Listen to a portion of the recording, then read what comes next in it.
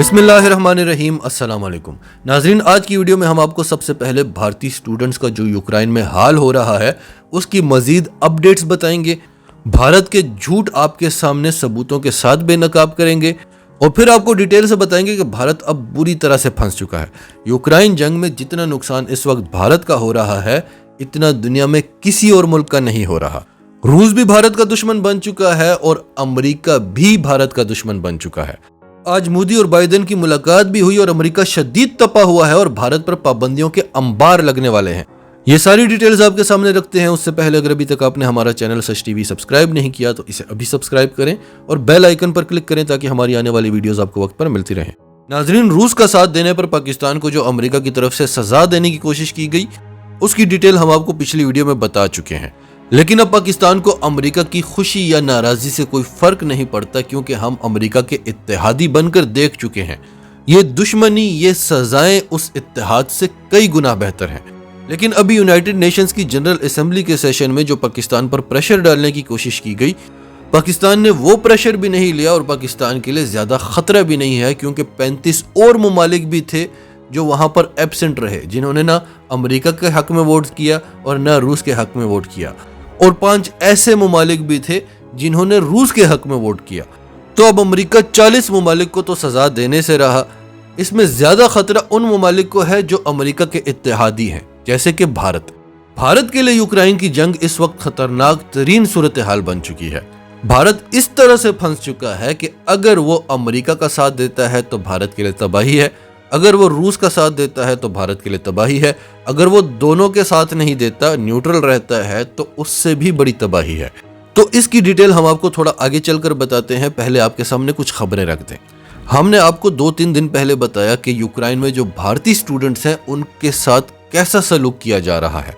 जब वो यूक्रेन छोड़कर बॉर्डर पार करने की कोशिश करते हैं तो किस बुरी तरह से उनको यूक्रेनी फोर्सेस पीटती हैं, किस तरह से वो स्टूडेंट्स मेट्रो स्टेशंस में छुपे हुए हैं, उनको खाने को नहीं मिल रहा, किस तरह से वो कह रहे थे कि पाकिस्तान अपने स्टूडेंट्स को निकाल कर ले गया है, सारी एम्बेसियां आकर अपने स्टूडेंट्स को निकाल कर ले गई हैं, सिर्फ हम ही रह गए हैं। लेकिन आपने भारत जैसा मुल्क भी कोई नहीं देखा होगा जिनके फौजी बॉर्डर पर चीनी फौजियों के सामने कान पकड़ लेते हैं, जमीन पर लेट लेट कर उनसे माफिया मांगते हैं। लेकिन आप भारतीय मीडिया पर आकर देखें तो आपको तब भी लगेगा कि भारत ही दुनिया की सबसे बड़ी सुपर पावर है। और जब भारत अपने स्टूडेंट्स को वहां से निकाल नहीं सका, उनको बुरी तरह से पीटा जा रहा है, उनको पाकिस्तानी एम्बेसी ने पनाह दे दी।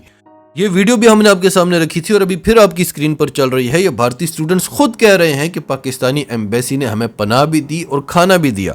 और ये आपके सामने डाउन न्यूज की खबर भी रखते हैं। Pakistan helped Indian students in Ukraine on humanitarian basis, says foreign minister Qureshi, कि हमने इंसानी हमदर्दी के तहत भारतीय स्टूडेंट्स की मदद की है। शाह महमूद कुरैशी ने कहा कि वो बच्चे हैं, वो बहुत सख्त परेशान थे, उनके पास खाने को नहीं था। इस सारी शर्मनाक सूरत हाल में भारतीय मीडिया क्या दावे करता रहा, और सिर्फ मीडिया ही नहीं, इनकी हुकूमत भी ऐसी है, इनकी फौज भी ऐसी है, सिर्फ भड़के मारकर इन्होंने दुनिया फतह की हुई है। इनकी मीडिया ने शोर मचा दिया कि हमने ऑपरेशन गंगा लॉन्च कर दिया है। सीधे सीधे वहां से अपने स्टूडेंट निकालो, सारी दुनिया निकाल रही है, आप निकाल रहे हैं, तो आपने यूक्रेन में ऑपरेशन गंगा लॉन्च कर दिया। फिर पुतिन की और मोदी की टेलीफोन पर बात हुई जिस पर पुतिन ने मोदी को प्रेशराइज किया कि तुमने यूनाइटेड नेशंस में हमारा साथ देना है, न्यूट्रल नहीं रहना, और अभी तक जो तुम न्यूट्रल रहे हो उसके लिए भी हम तुम्हारा शुक्रिया अदा करते हैं। और भारत इस शुक्रिया अदा करने पर भी पहली बार डरा हुआ था कि अमेरिका क्या सोचेगा, मगरिब क्या सोचेगा कि पुतिन हमारा शुक्रिया अदा कर रहा है कि तुम हमारा साथ दे रहे हो। तो टेलीफोन पर इनकी ये बात हुई और मीडिया में क्या शोर मचा कि मोदी ने पुतिन को प्रेशराइज किया है, पुतिन को जोर दिया है कि हमारे स्टूडेंट्स को यूक्रेन में सेफ पैसेज दो।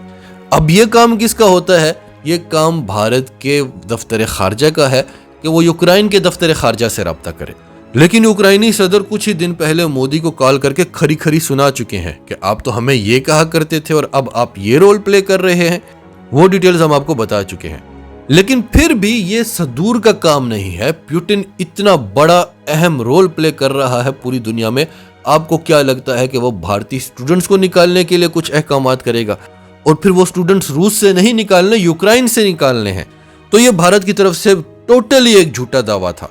सबसे शर्मनाक सूरत हाल भारत की थी यूक्रेन में, लेकिन सबसे बड़े बड़े दावे इनके। कि पुतिन को जोर दिया, ऑपरेशन गंगा लॉन्च कर दिया और फिर ये खबर सुने, social media hails power of Indian diplomacy as war in Kharkiv halts for 6 hours. भारतीय मीडिया ने शोर मचा दिया कि हमारी वजह से यूक्रेन में 6 घंटे जंग रुकी रही।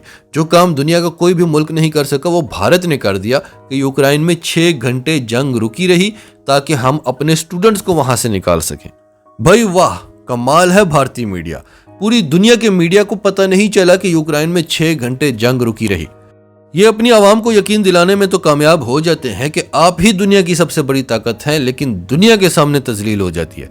अब वीडियो के शुरू में हमने आपके सामने एक स्टेटमेंट रखी थी कि यूक्रेन की जंग में सबसे ज्यादा बुरी तरह भारत फंस चुका है। अगर वो यूक्रेन का साथ दे तब भी उसकी तबाही है, अगर वो रूस का साथ दे तब भी उसकी तबाही है, और अगर वो न्यूट्रल रहता है तो तब और ज्यादा तबाही है। तो अब ये स्टेटमेंट आपको एक्सप्लेन करते हैं। एनडीटीवी की खबर है, sanctions for India over S-400 deal with Russia, US diplomat said this. अमेरिकी डिप्लोमेट ने कहा है कि अमेरिका भारत पर पाबंदियां लगाने की तैयारियां कर रहा है। भारत पर पाबंदियां लगने वाली हैं क्योंकि उसने रूस से S-400 एयर डिफेंस सिस्टम खरीदा है। अमेरिका के assistant secretary of state Donald लू ने बताया कि इस वक्त जो बाइडेन पर शदीद प्रेशर है, अपोजिशन की तरफ से भी और हुकूमती अरकान की तरफ से भी, कि आप भारत को किस वजह से इतनी ढील दे रहे हैं। क्या भारत चीन के खिलाफ बॉर्डर पर इस्तेमाल हो सकता है? क्या आपको अब भी यही लगता है? और बॉर्डर पर तो इस्तेमाल होना छोड़ें, वो चीन का नाम भी लेने से डरता है। इंटरनेशनल प्लेटफॉर्म्स पर वो स्टेटस को की बात करता है, खुद मुख्तारी की बात करता है, लेकिन चीन का नाम लेने से वो डरता है। और अब वो रूस के खिलाफ भी इस्तेमाल नहीं हो रहा। अमेरिका के एक सीनियर एडमिनिस्ट्रेशन ऑफिशियल ने लॉ मेकर्स को बताया कि बाइडेन पर इस वक्त शदीद प्रेशर है कि वो काटसा के तहत भारत पर पाबंदियां लगाए। अगर आज हमने भारत को ढील दे दी तो फिर दुनिया हमसे डरेगी नहीं, दुनिया काटसा को कुछ समझेगी ही नहीं। हमने तुर्की को अपने से दूर किया, जो नेटो का दूसरा बड़ा अलाय है, और आज तुर्की कह रहा है कि अगर नेटो रूस पर हमला करती भी है तो मैं उसका हिस्सा नहीं बनूंगा। अगर आज हम भारत को ढील देते हैं तो फिर काटसा की कोई वैल्यू ही नहीं रहेगी, और फिर उस भारत के लिए हम काटसा की वैल्यू खराब करें, वो हमारे लिए क्या कर रहा है। हमें अपने डोमेस्टिक लॉ की खुद हिफाजत करनी होगी। हमें दुनिया को बताना होगा कि पाबंदियां सिर्फ ईरान, नॉर्थ कोरिया और रूस के लिए नहीं है। जो भी इसके कवानीन की खिलाफ वर्जी करेगा उस पर पाबंदियां लगेंगी। हमने और हमारे इत्तेहादियों ने चीन में होने वाले विंटर ओलंपिक्स का बॉयकॉट किया था। भारत ने रूस के कहने पर उसकी हिमायत कर दी थी ताकि चीन भारत से खुश हो जाए। वो तो आखिरी लम्हात में भारत को बॉयकॉट करना पड़ा जब पहली बार उसे इंपॉर्टेंस नहीं मिली। जो इंपॉर्टेंस उसे मिला करती थी वो पाकिस्तान के वज़ीर-ए-आज़म इमरान खान को मिली, और फिर चीन उस कर्नल को लेकर आ गया जिसने भारतीय फौजियों को मारा था, और आज वो रूस के खिलाफ भी कुछ नहीं बोल रहा। ऑस्ट्रेलिया में जब क्वाड की मीटिंग हुई और यूक्रेन पर बात हुई तो भारतीय वजीर खारजा एस जयशंकर वहां से उठकर भाग गए। फिर यूएनएससी के इजलास में भी भारत ने हमारा साथ नहीं दिया। और फिर अब क्या हुआ? एक्सप्रेस ट्रिब्यून की खबर है, Modi does not condemns Ukraine invasion in quad talks. आज क्वाड की मीटिंग में भारतीय वजीर आजम नरेंद्र मोदी ने यूक्रेन पर रूसी हमले की मजम्मत नहीं की। क्वाड का मकसद है रीजनल इश्यूज पर फोकस रखना। जब यूनाइटेड स्टेट्स, ऑस्ट्रेलिया और जापान ने यूक्रेन वाले मसले पर बात शुरू की तो भारत स्टॉप हो गया। India stopped short of condemning Russia's invasion on Ukraine in talks. Modi की जो बाइडेन के साथ मुलाकात भी हुई और जो बाइडेन ने मोदी से कहा कि अब वक्त आ गया है कि तुम्हें हमें क्लियर करना होगा कि तुम हमारे साथ हो या नहीं हो।